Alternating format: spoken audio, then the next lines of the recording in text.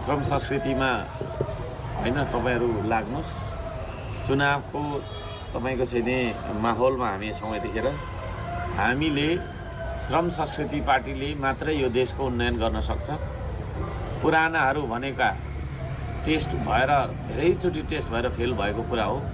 पुराना दलहरूले राम्रो सत्ता सञ्चालन गर्न नसकेको कारणले गर्दाखेरि हामी बेरोजगार छौँ, अन्याय अत्याचार भोग्नु परेको छ।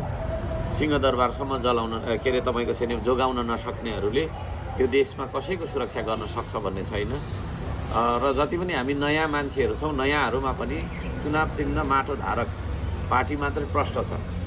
हामी कुनै विदेशीलाई धाउने खालका मान्छे होइनौँ, कुनै विदेशी गाडी प्रयोग गर्ने खालका मान्छे होइनौँ, कोही कसैलाई टिकट चाहिने तपाईँको बेचेर करोडौँमा टिकट बेचेर भ्रष्टाचार सुरु गर्ने खालको मान्छे होइनौँ। हामी एजेन्डासहित यो देशलाई कस्तो बनाउने भन्ने देशको चाहिँ खाका र प्रारूपसहित अगाडि आएका छौँ। हामीसँग छ यो देश कसरी बनाउनुपर्छ भन्ने विचार। अरू तपाईँको चाहिँ हो हल्ला र हुलहुज्जत र तपाईँ लहरमा कुदेर बन्दैन, देश बन्दैन होइन। यो विषयमा कतिचोटि भन्ने मैले स्वर सुकिसकेँ। त्यसो भएको कारणले गर्दाखेरि लहरको पछाडि होइन, भिडको पछाडि होइन, देशलाई जोगाउने र तपाईँको बनाउने पार्टी श्रम संस्कृति पार्टीको पछाडि तपाईँहरूको चाहिँ मत हुनुपर्छ। म यहाँहरू सबैजनालाई त्यो भन्न चाहन्छु। र हामी सबैले यसपालि मत परिवर्तन गऱ्यौँ भने देश परिवर्तन हुन्छ। अब मत परिवर्तन गर्नु भएन भने देश परिवर्तन हुँदैन। चुनाव सकिसकेपछि पछुताउनुभन्दा पहिला नै तपाईँहरूले चाहिँ नि होइन बुद्धि पुर्याउनुहोस्। म त्यो भन्छु। हामी लिन्छौँ यो देशको जिम्मा, भत्केको देश बनाउने जिम्मा लिने पार्टी श्रम संस्कृति पार्टी मात्रै हो। तपाईँहरूले जेनजीको आन्दोलनको बेला पनि तपाईँले देख्नु भएको छ त्यो क्यारेक्टर होइन।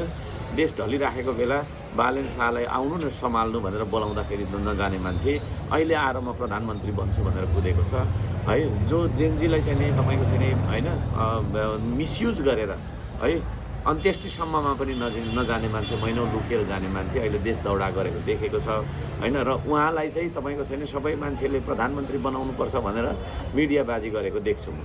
त्यो मान्छेसँग न कुनै विचार छ है, कुनै विचार छैन है, प्रष्ट भिजन छँदै छैन है।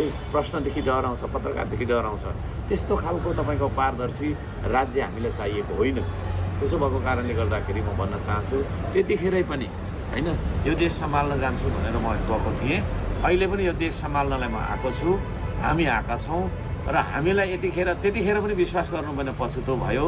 अब अहिले पनि विश्वास गर्नुभयो भने पछुतो हुन्छ। कतिचोटि तपाईँको गल्ती गर्ने हो नेपाली समाजले।